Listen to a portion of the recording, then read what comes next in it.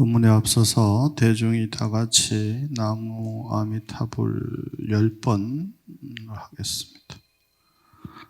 나무 아미타불 나무 아미타불 나무 아미타불 나무 아미타불 나무 아미타불 나무 아미타불 나무 아미 나무 아미타불 나무 아미타불 나무 아미타불.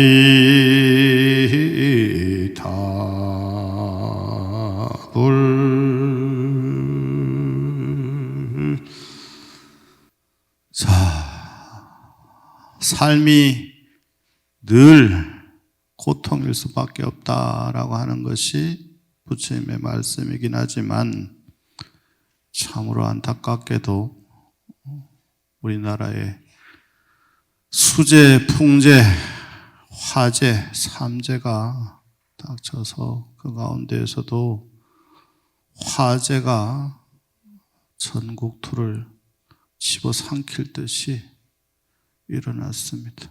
그 결과 비명에 가신 우리 소방공무원들 그리고 비명에 가신 분들을 위해서 나무 아미타불 심념을 하였습니다. 정초에 스님을 모시고 법문을 들을 때 을사년이 심상치 않다. 그죠? 기억들 나십니까? 을사년뿐만 아니라 갑진, 을사, 을사병호, 정미까지 이 3년이 화의 기운이 치성한 때다 그럽니다. 그래서 지금은 을사년이니까 을이 불에 해당이 되거든요. 그 다음에 내년에 병화라 역시 마찬가지입니다. 그 다음에 정미, 정화라 역시 마찬가지. 화의 기운이 치성하다. 법문 때 치성하지만 우리가 열심히 대비를 해서 이 심상치 않은 기운들을 조금 잘 살펴볼 필요가 있다. 그리고 우리 종정 스님께서 고운사를 찾아가셔서 위로를 하시면서 이런 불도 매우 비극스러운 일이지만 무엇보다도 심화를 다스리는 것이 중요하다. 그런 말씀을 하셨어요. 그래서 정법사 우리 대중의 힘을 좀 모아서 지난 순례 다녀온 기금을 원래는 좋은 곳에 뭐 학교나 뭐 이런 걸 짓는데 좀 보태려고 했습니다만 우선 우리가 순례할 곳들 가운데 엄청난 피해를 당한 곳들 그 중에서도 고운사를 직접 제가 며칠 내로 방문을 해서 불사금에 조금이라도 도움이 되도록 여러분들의 마음을 모은 것들을 전달하도록 그렇게 하겠습니다.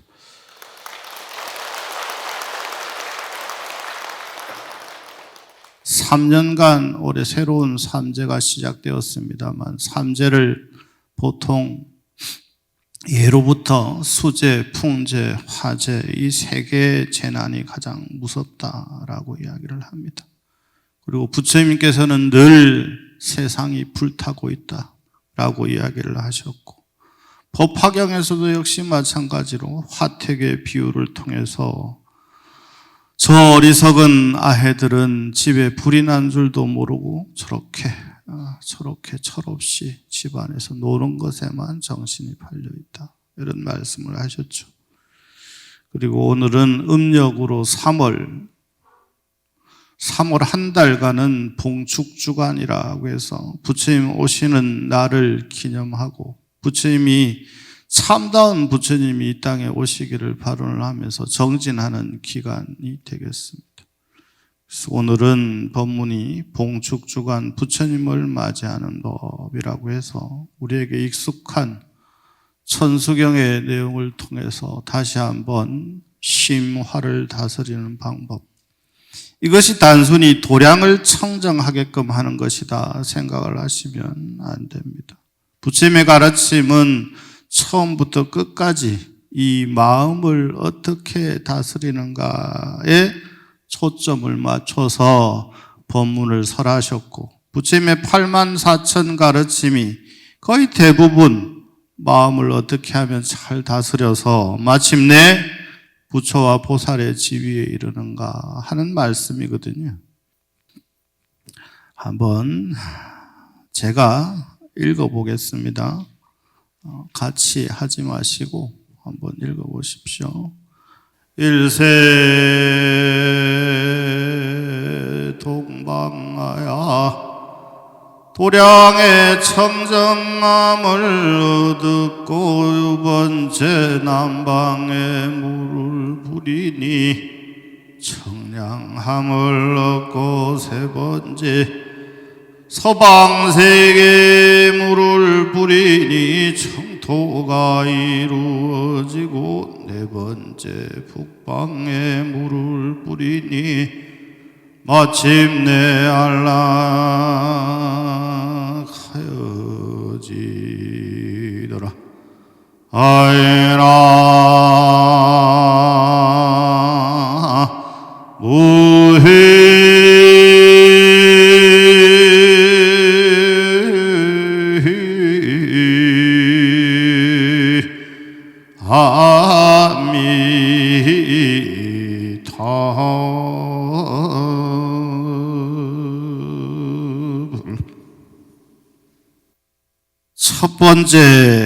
첫째 동방 맑게 씻어 청정도량 이루고, 우리의 마음 저 깊숙한 곳에는 각각의 자성불이 딱 하니 계시니 마음의 사방을 청정히 하면 마음 저 깊숙한 중앙 곳에 계시는 비로자나 부처님의 자비광명이, 지혜의 광명이, 원력의 광명이 환하게 빛을 발하게 될 것이다. 첫째 동방 맑게 씻어 청정도량 이루고, 저 앞에 보면 우리의 몸이 그대로 도량이요 우리의 몸이 그대로 법신이 상주하는, 진리가 상주하는 곳이다 하였습니다. 이 몸이 청정하지 않으면, 이 마음이 청정하지 않으면 아무리 근사한 법당에 있더라도 그 법당은 지옥과 다름이 없고, 설령 나의 몸이, 나의 영혼이 지옥에 있다 하더라도 나의 마음이 청정하면 나의 몸이 청정할 것이고, 나의 몸과 마음이 청정하다면 지옥의 거파가 이글이글 타는 곳이라 할지라도 지옥의 거파가 나를 태우지는 못할 것이다. 일세 동방 결 도량했으니까 동쪽에다가 물을 뿌리니 도량이 청정해졌다. 이걸 마당의 동서남북, 우리가 살아가는 세상의 동서남북을 이야기한다 생각하지 마시고, 동방은 해가 떠오르는 곳이잖아요. 그죠? 그러니까 빛을 맞이하기 위해서는 빛을 맞이할 준비가 필요해. 그래서 첫째 동방 등장하는 겁니다.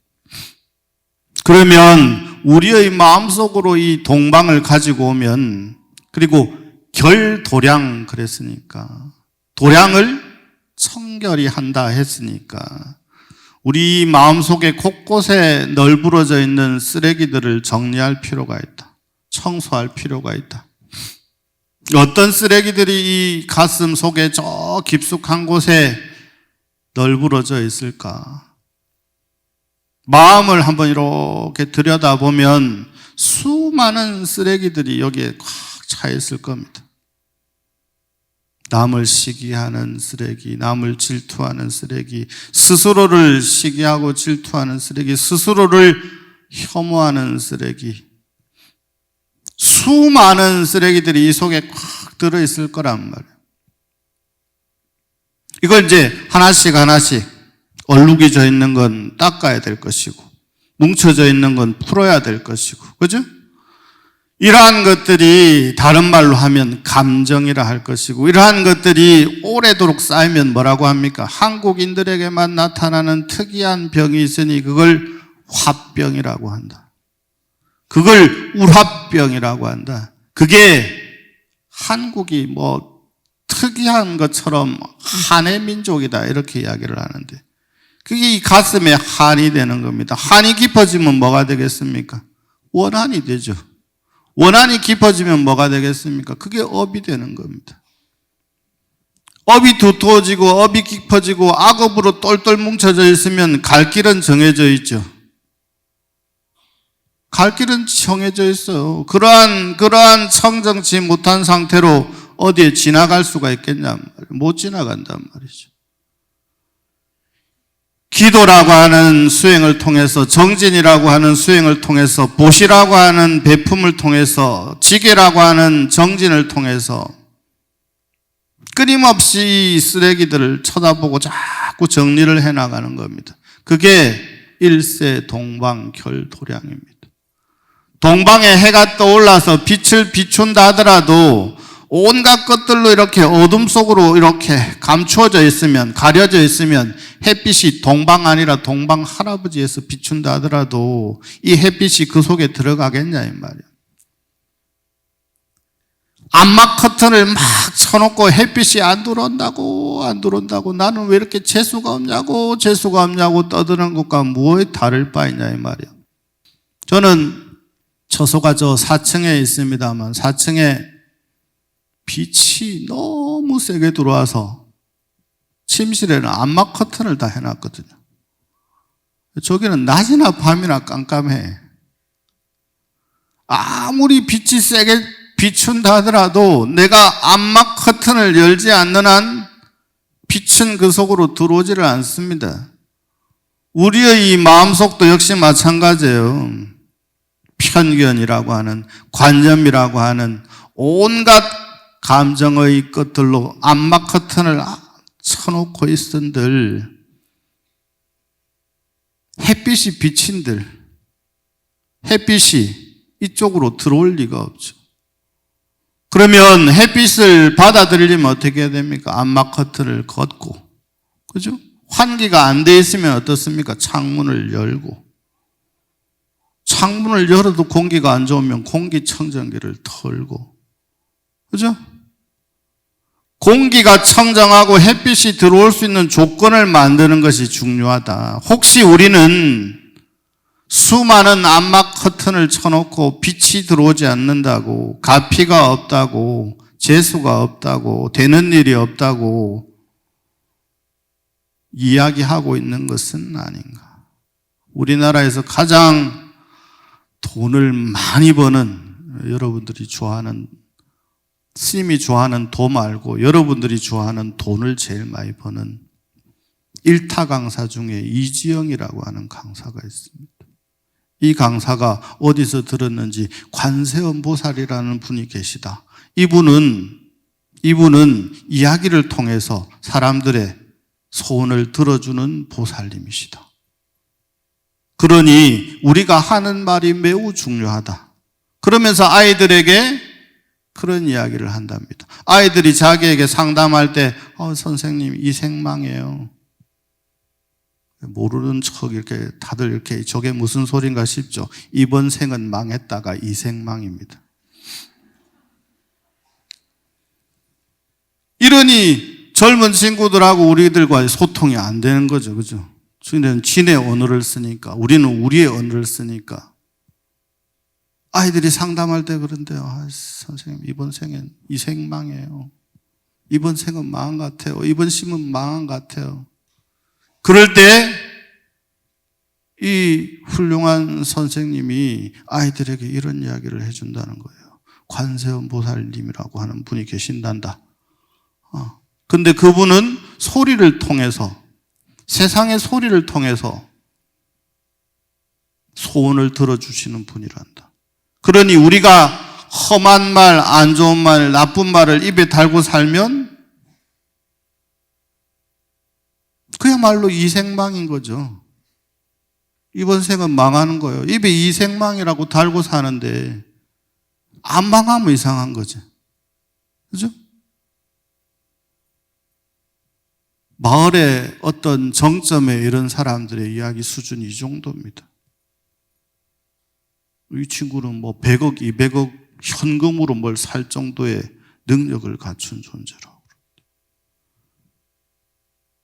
뭔가 그럴듯한 말을 하지 않습니까? 관세음이라고 하는 보살님이 계신데 이분은 세상의 소리를 살펴보고 사람들의 소원을 들어준다. 근데 세상의 소리라고 들리는 게 전부 험악한 소리밖에 안 들리니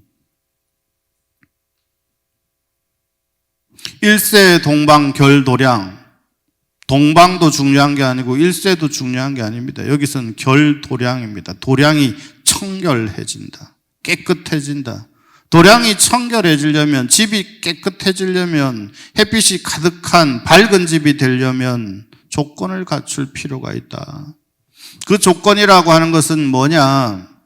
외형적으로는 집을 치우고 정리하는 것일 거이고 안으로 들어오면 어때요? 우리가 가지고 있는 수많은 이 감정의 쓰레기들을, 찌끄레기들을 원이든 한이든 이러한 것들을 분리수거를 해야죠. 아, 이것이 원이구나, 이것이 한이구나.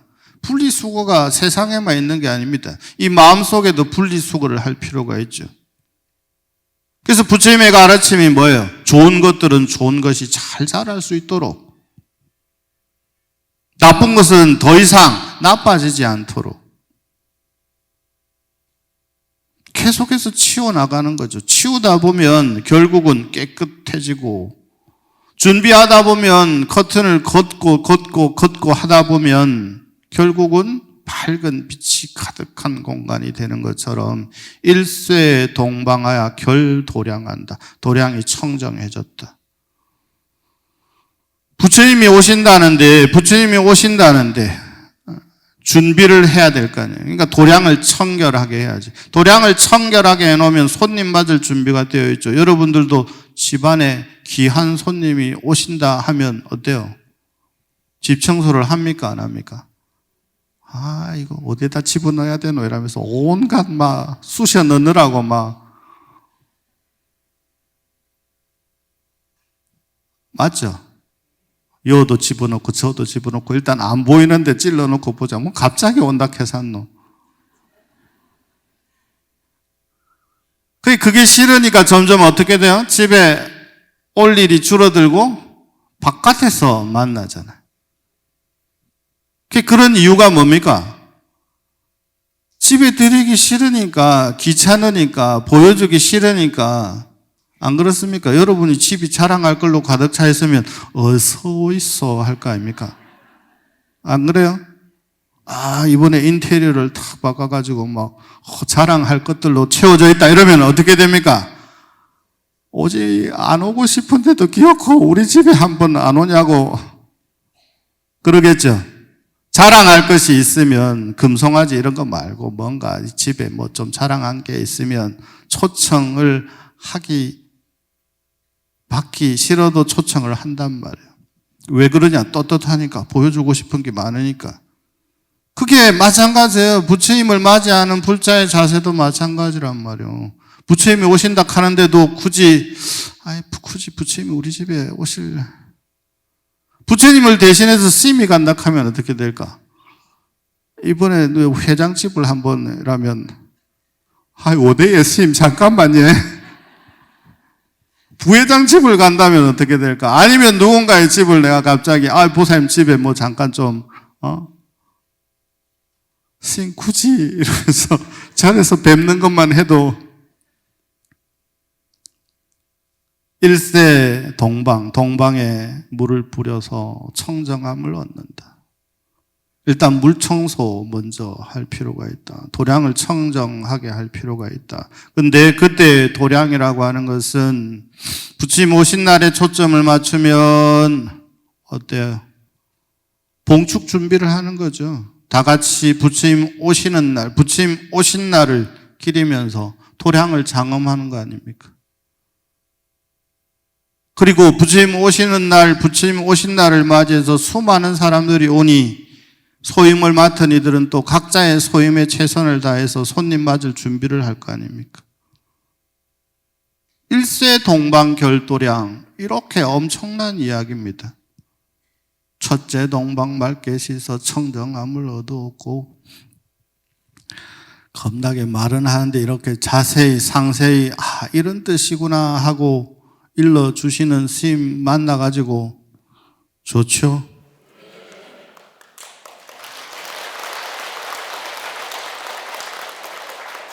남방은 청유리 세계라 하였으니 남방에 물을 뿌리니 청량함을 얻는다.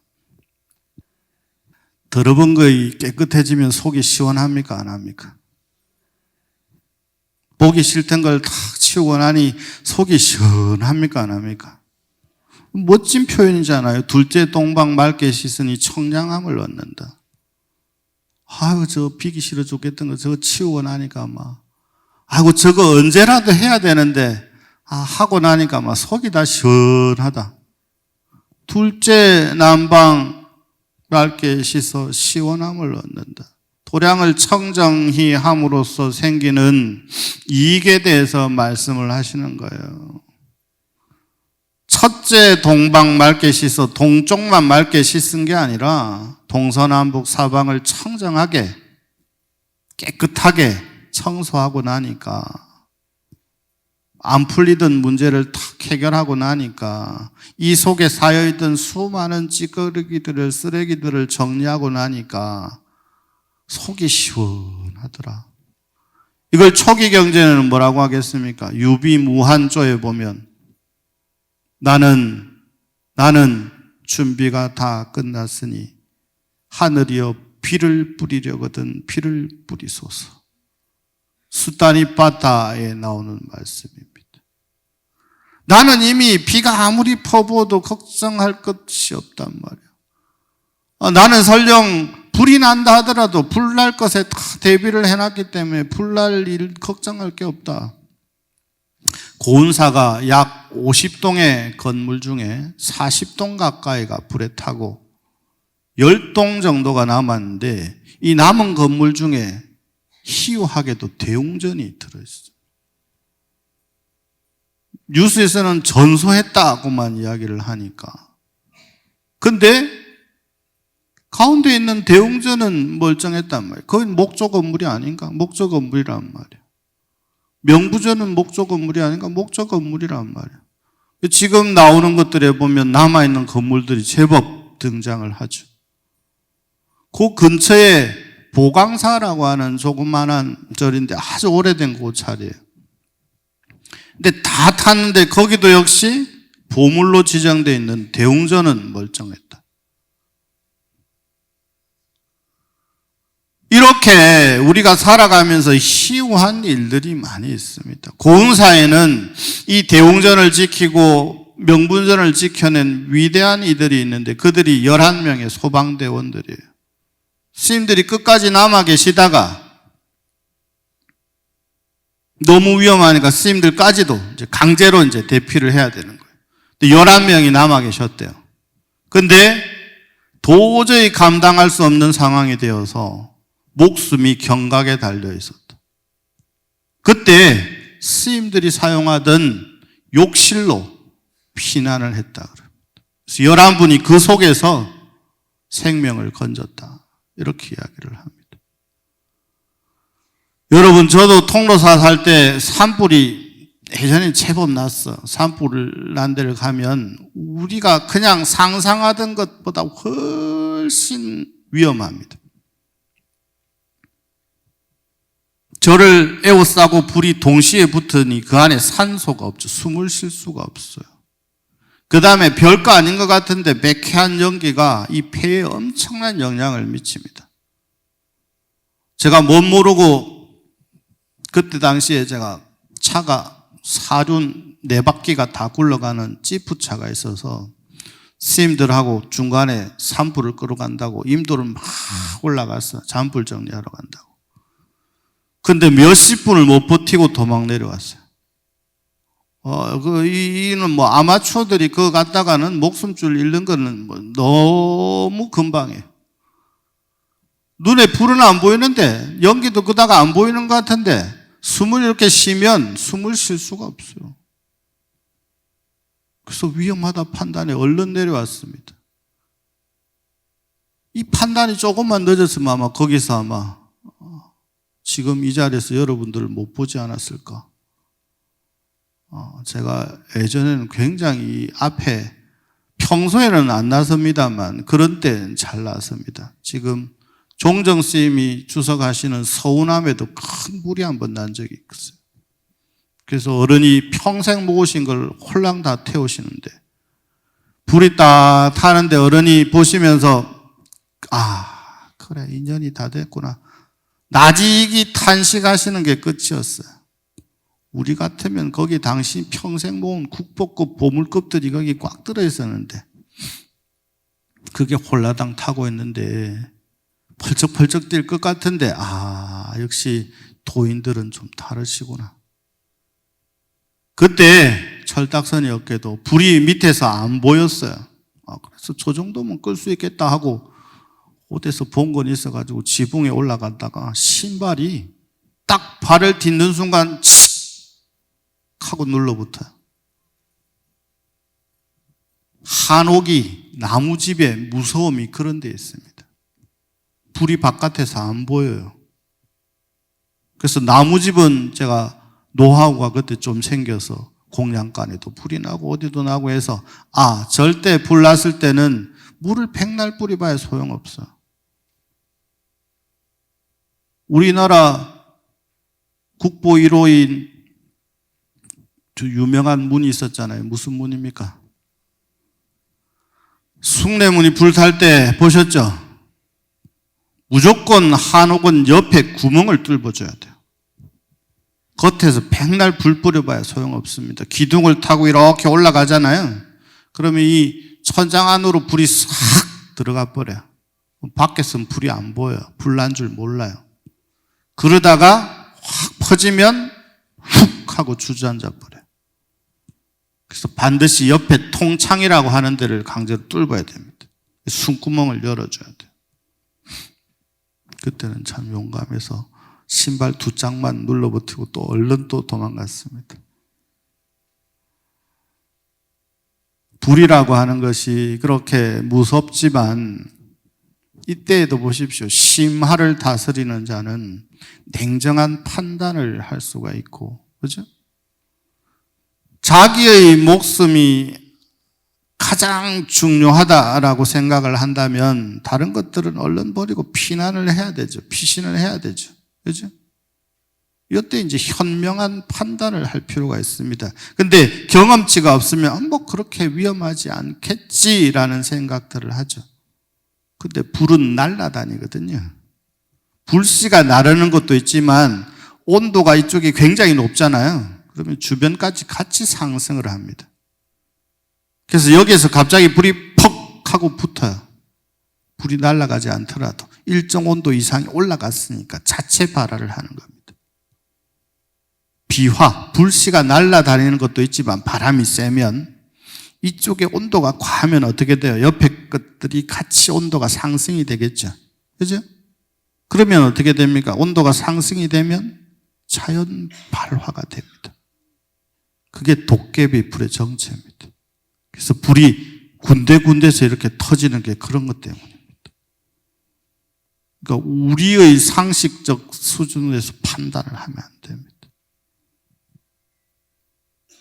1세 동방, 2세 남방, 도량이 청정해지고 시원함, 청량함을 얻으니 세 번째는 뭐가 되느냐? 서방 정토에 물을 뿌리니까. 정말 멋진 경전이 천수경이에요. 동쪽에서는 해가 뜬다 그랬죠? 남쪽에서는 뭐예요? 시원한 바람이 불어오는 거예요. 셋째는 서방이죠. 그죠? 서방은 아미타부 주님이 계신 곳이잖아요. 그러니까 서방에 굳이 서쪽에 물을 뿌려서가 아니라 도량이 청정해지고 내 마음이 청정해지니 청량해지니 시원해지니 맑아지고 깨끗해지니 이 속에 있던 아미타불이 자성불이 드러나기 시작하니까 뭐를 이룰 수 있습니까? 정토 세상을 이룰 수가 있습니다. 구정토 그랬지 않습니까? 정토가 마침내 구비된다, 갖추어진다, 완성된다. 구자는 갖출 구자, 구비할 구자 같아요. 이걸 다른 말로 조금 멋지게 표현하면 이루어진다. 이게 불자들이 발언해야 될 현생정토입니다. 내가 살아가고 있는 이 세상이 정토가 되면, 이 세상을 살아가고 있는 내가 정토가 되면 내가 가는 곳이 곧 정토이니 따로 정토를 구할 필요가 없어지죠. 서방 정토를 따로 구할 필요가 없단 말이에요. 내 마음이 청정해지고 내 마음이 청량함을 얻으니 그 자리가 바로 서방 정토 극락 세계이더라. 네 번째, 극락 정토가 이루어지면 어떻게 되느냐? 길이 안녕하고 길이 강령하게 된다. 영안강 아닙니까? 안강을 얻게 된다.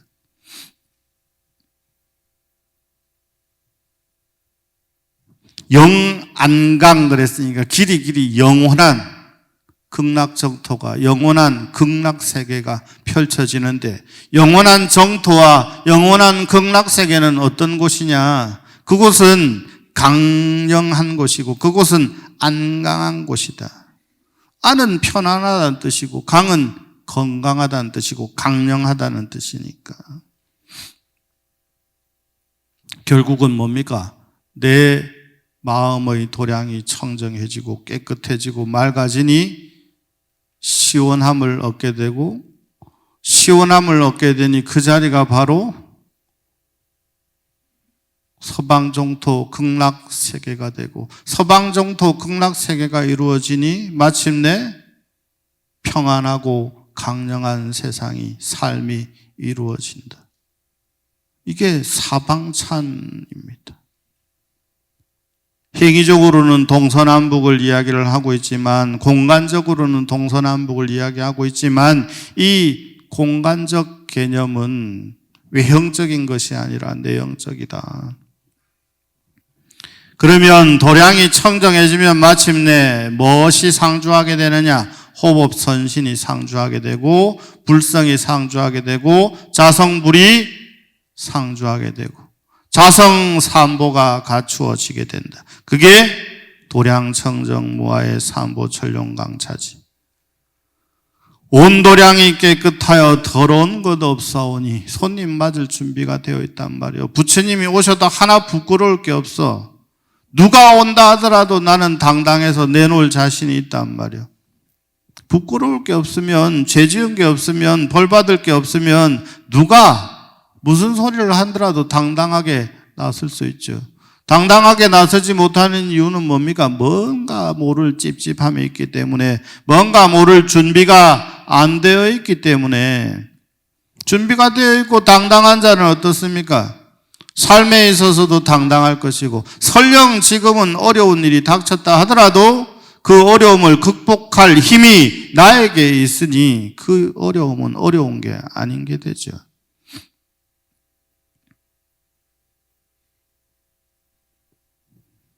온 도량이 깨끗하여 더러운 것 없사오니 삼보님과 천룡들은 올려면 얼마든지 오시오.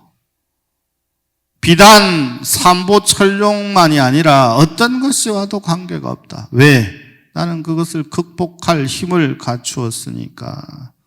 삼보천룡과 그 나머지 반대되는 쪽에서 온다 하더라도, 서양 속담에 그런 말이 있죠. 행운과 불행은 동시에 온다.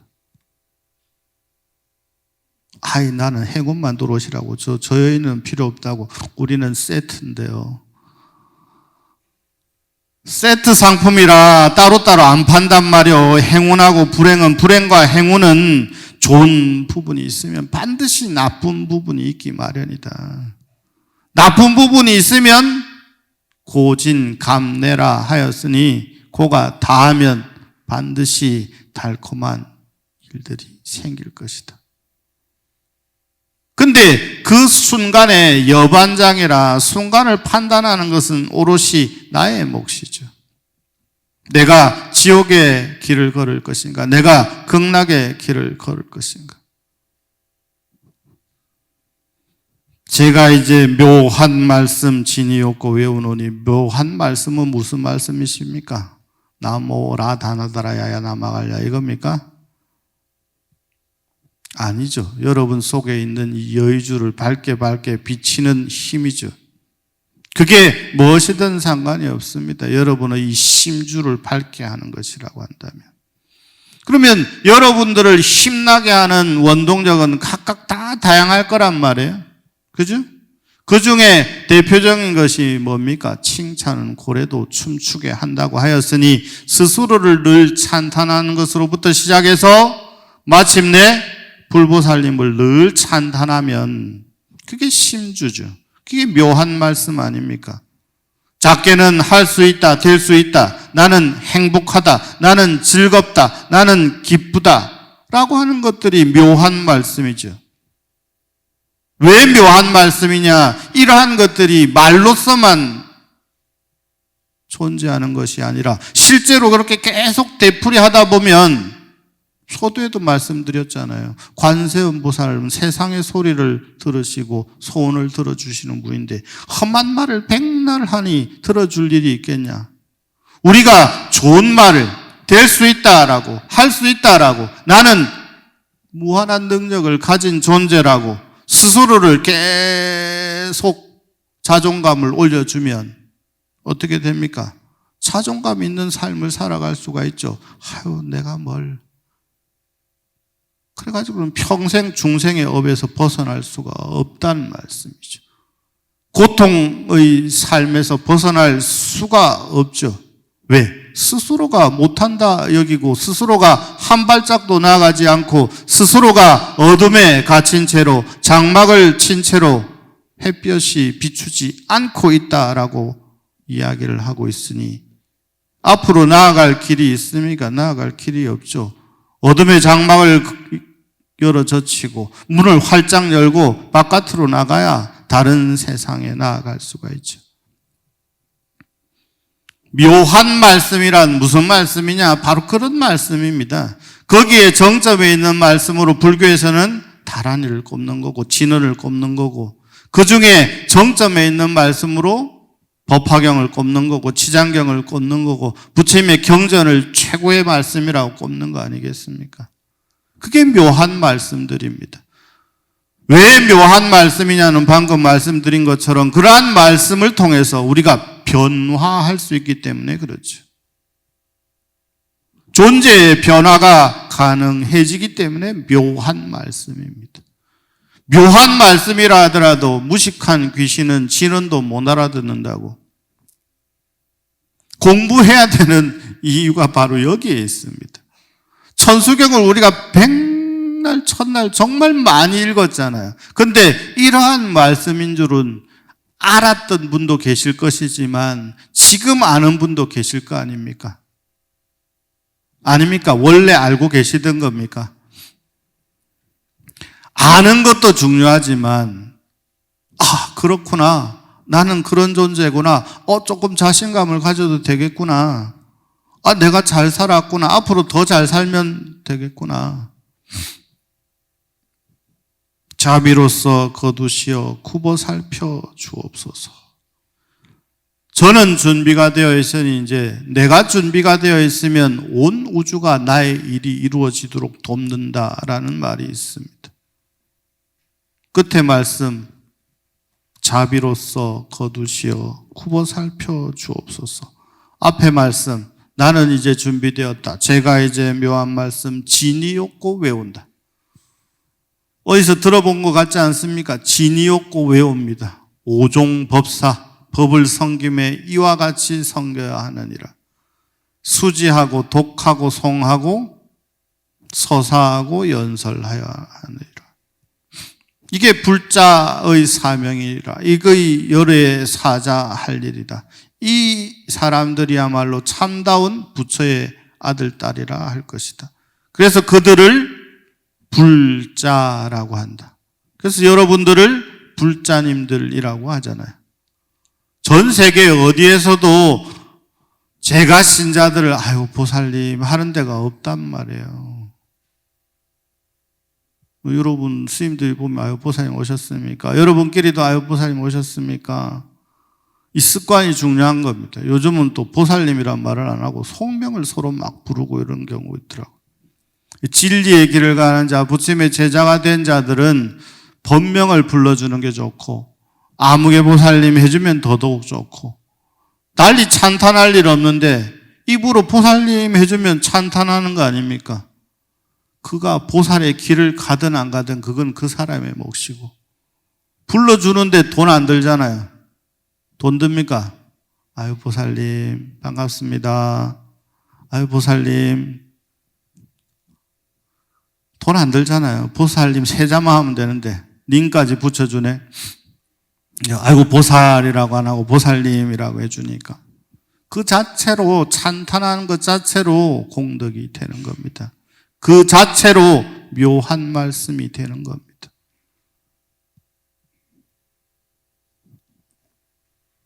그러고 나서 발언을 하는데 이거면 다 이루어진 겁니다. 이거면 부처님이 이 땅에 오시는데 하등 관계 지장이 없습니다.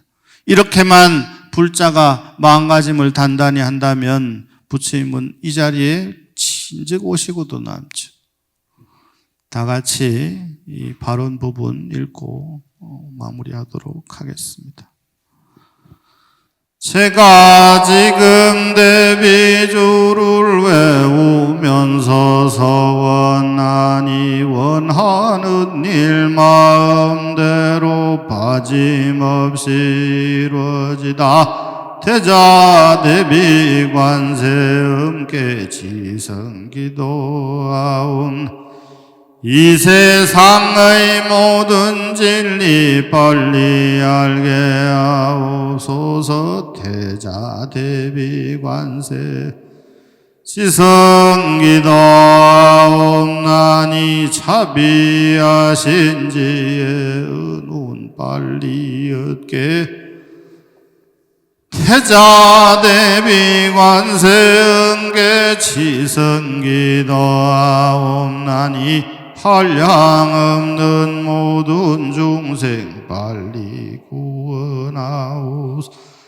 태자 대비 관세 음계 지성기도하옵나니 온갖 착한 방편의 길 빨리 하옵소서. 태자 대비 관세 은계 지성기도하옵나니 전덕 거룩한 배 빨리 타게 하옵소서. 태자 대비 관세 지성기도하옵나니 생로병사 고통받아 빨리 넘게 하옵소서. 태자 관세 음계 지성기도하옵나니 개와 선정 훌륭한 길 빨리 얻게 하오. 태자 대비 관세 음계 지성기도하옵나니 상나가정 열반산에 빨리 서게 하옵소서. 태자 지성기도하옵나니 아름다운 진리의 제 빨리 보게 하옵소서. 태자 대비 관세 지성기도하옵나니 절대 평등 법성의 이루어지게 하옵소서이나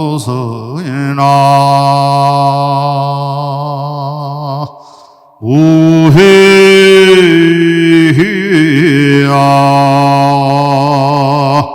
미타불.